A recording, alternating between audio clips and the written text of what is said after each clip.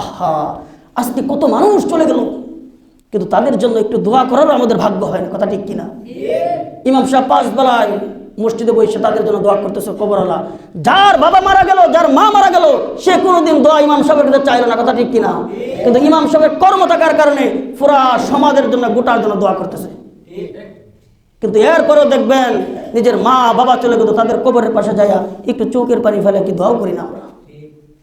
আল্লাহর নবী এই শবে বরাতের রজনীতে তিনি কবরে যায় দোয়া করছে। কি করছে? দোয়া করছে। কিন্তু আজকে আমরা দোয়া করতে পারতেছি? সম্ভবই হয় না। আল্লাহর হাবিব রাহমাতুল্লিল আলামিন আম্মা জান আয়েশা রাদিয়াল্লাহু তাআলা আনহার ঘরে তিনি গেলেন। এশার নামাজ পড়ে তিনি হুজরার মুবারকে তিনি প্রবেশ করলেন। কাপড়গুলো শরীর থেকে খুললেন।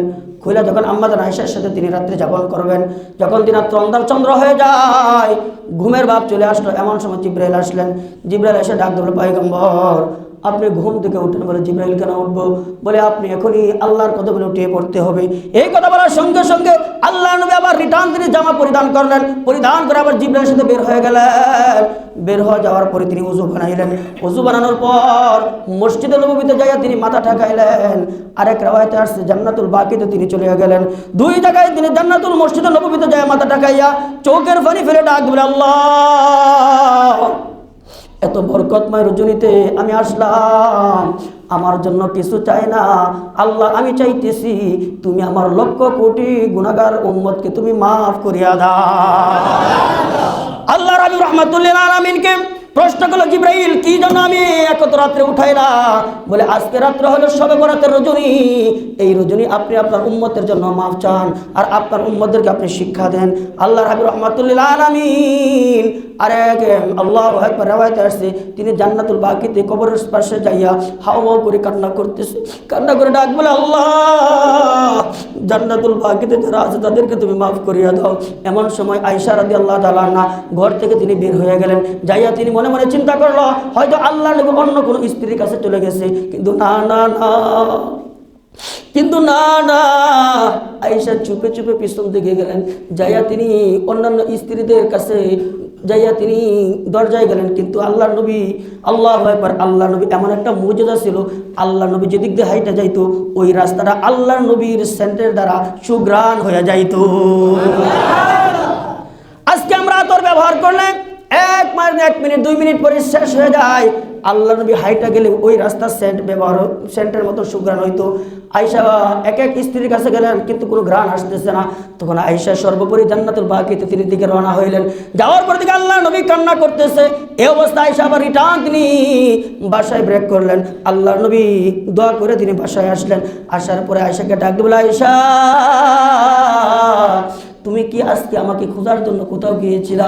এই কথা যখন বললেন আয়েশা মুস্কি হেসে দিলেন। হেসেটা ডাক দিয়ে বলে, পয়গম্বর আমি মনে করছি আপনি অন্য কোনো স্ত্রীদের কাছে চলে গেছেন।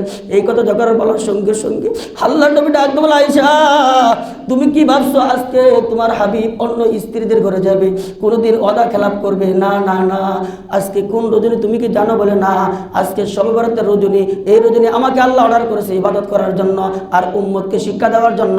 আর উম্মত যখন মাটিতে লুটিয়ে পড়বে, সেজদা দিবে, প্রত্যেকটা উম্মতকে আল্লাহ তাআলা মাফ করে তাদেরকে জান্নাতি বানাইয়া দিবে। আয়েশা আমাকে আল্লাহ এমন মুজিজা দান করেছে রে আয়েশা। বলে কি মুজিজা? কি মুজিজা? আমি সামনে যা দেখি পিছনে তা দেখি, তোমার কোনো ভয়ের কারণ নাই আয়েশা। সকল নবীদের নবী কইরা আমাকে বানাইছে, সমস্ত আসমানের নবী, জমিনের নবী, চন্দ্রের নবী, তারকার নবী, অর্থাৎ কুল কায়নাতের নবী কইরা আমাকে আমার আল্লাহ সর্বোচ্চ উঁচু মাকাম দিয়া, সর্বোচ্চ ভালোবাসা দিয়া আমাকে দুনিয়াতে আমার আল্লাহ প্রেরণ করেছে। আল্লাহর হাবিব রাহমাতুল্লিল আলামিন এই রাত্রকে এত দামি বলেছেন। হযরত মুসা আলাইহিস সালাম তিনি পাহাড়িয়া রাস্তা দিয়ে হেঁটে যাইতেছে। কিছু দূর যাওয়ার পর রাস্তার মাঝখানে বড় একটা সুন্দর পাথর দেখলেন। কি দেখলেন? পাথর দেখলেন।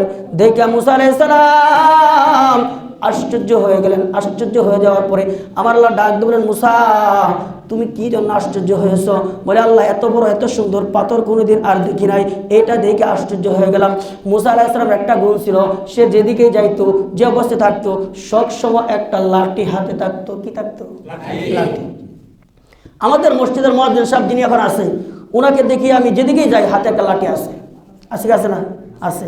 মুসা আলাইহিস সালামের লাঠিটা মজুজা ছিল। উনি যখন ফেরাউনের সাথে যুদ্ধ বাঁচলো, নীল দরিয়া যখন পার হয়ে যাইবে, তখন তার সৈন্য সামর্থ্য নিয়ে নীল দরিয়ার পাশে গেল, কিন্তু রাস্তা নাই, নৌকা নাই, কিছু নাই। এই দিক দিয়ে ফেরাউনে আক্রমণ করার জন্য আসতেছে। তখন আল্লাহ বলেন, মুসা তোমার হাতে যে লাঠি আছে এই লাঠি দ্বারা তুমি পানিতে আঘাত করো। মুসা আলাইহিস সালাম লাঠি দ্বারা আঘাত করেন। আঘাত করতে দেরি হয়, সঙ্গে সঙ্গে 12টা রাস্তা পানির ভিতরে হতে দেরি হয় না। কয়টা রাস্তা? 12টা। আমার আল্লাহ ডাক বলে, মুসা তোমার হাজার হাজার সৈন্যদেরকে নিয়ে তুমি ওই পারে চইলা যাও। যখন মুসা আলাইহিস সালাম এই অর্ডার আমার আল্লাহ দিলেন, তার সৈন্যবাহিনীদেরকে নিয়ে ঘোড়াটোরা নিয়ে ওই পারে তারা হাইসা কেইলা পানির উপর রাস্তা আমার আল্লাহ করে দেয়। ওই রাস্তা দিয়ে পার হয়ে তারা ওই জায়গায় চলিয়া যায়।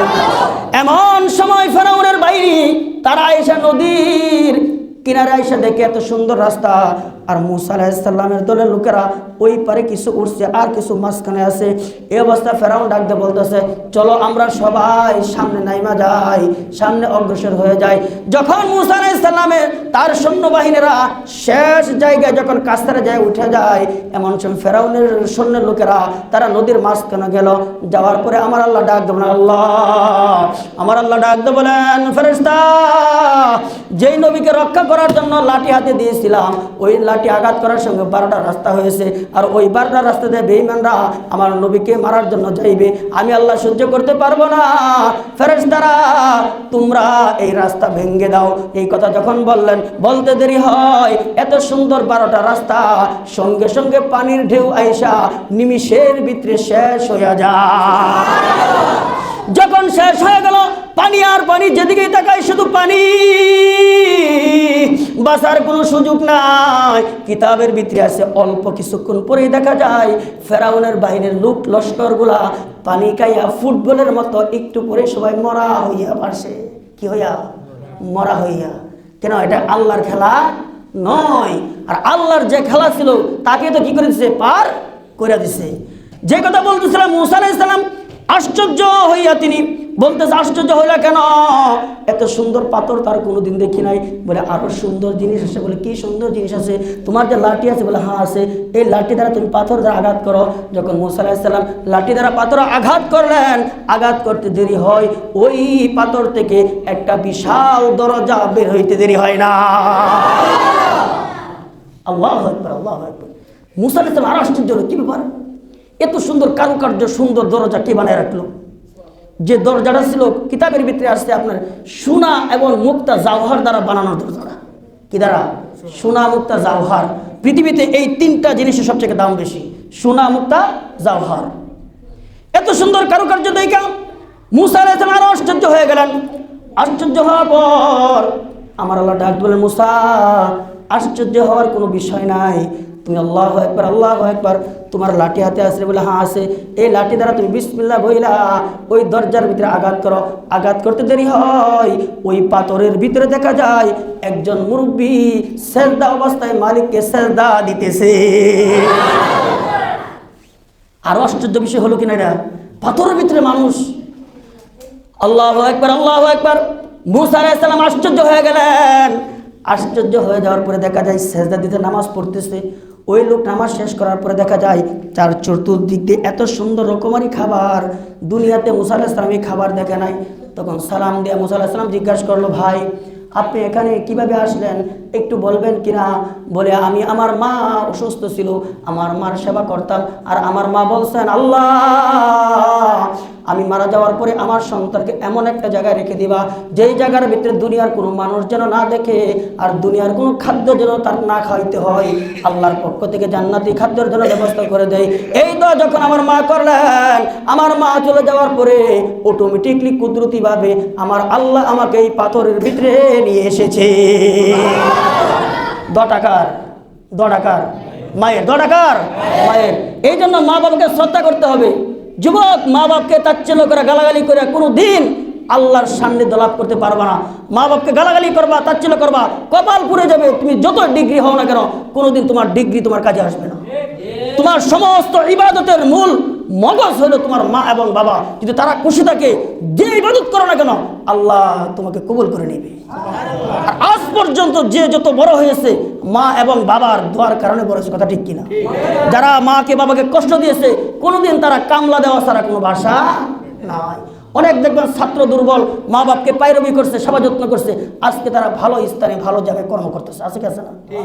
এর পিছনে কারণ কি? এর পিছনে ভ্যাকেন্সি হলো আপনার মা এবং বাবা। আপনার মা এবং বাবা নিঃস্বার্থ ভালোবাসে মা বাবার সন্তানকে। যেই কথা বলতেছিলাম, মুসা আলাইহিস সালাম বলতেছেন, আপনার মা দোয়া করছে, এই জন্য আপনাকে আল্লাহ তাআলা এমন সম্মান দিয়েছে। বলে এই খাবারগুলা কোথায় থেকে আসলো?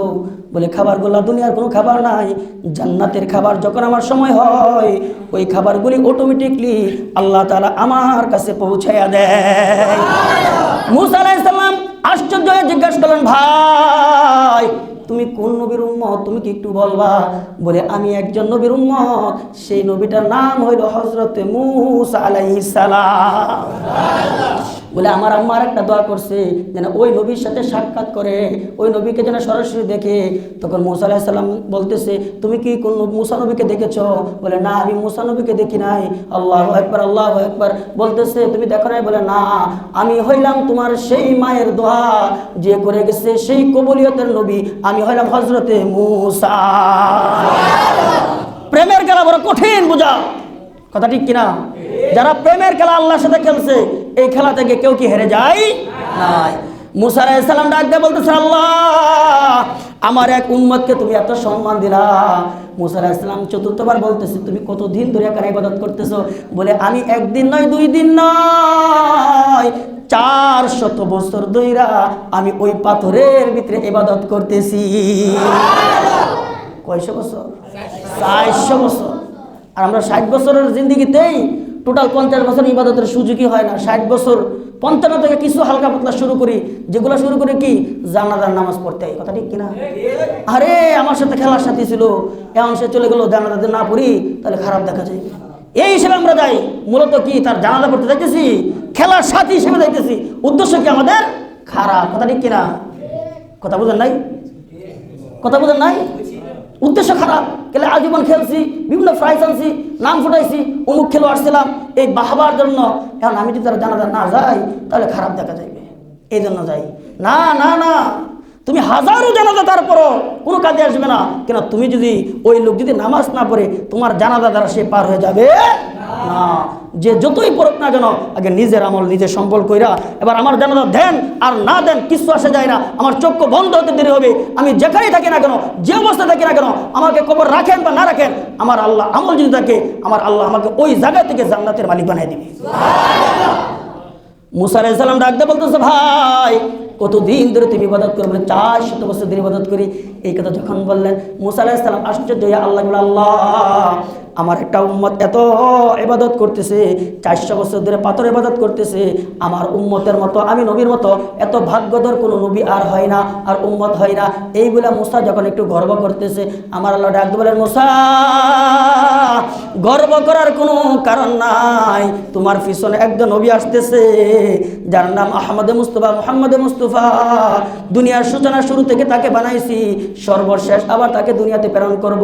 আর ওই নবীর উম্মত আসবে, তাদের হায়াত কম হবে, কিন্তু আমি 2টা রজনী দিব, একটা হলো শবে বরাত, আর একটা হলো শবে কদর। ওই উম্মতরা যারা শবে বরাতের রাত্রে ইবাদত করবে, তাদের আমল নামায় এক রাত্রে, তাদের আমল নামায় আমি প্রতি রাকাতে 700 বছরের নেক আমল নামায় লিখে দিব। এক রাকাতে কত পাইবেন? 700 বছরের নফলের সওয়াব আল্লাহ তাআলা দিবে। আল্লাহু আকবার, আল্লাহু আকবার।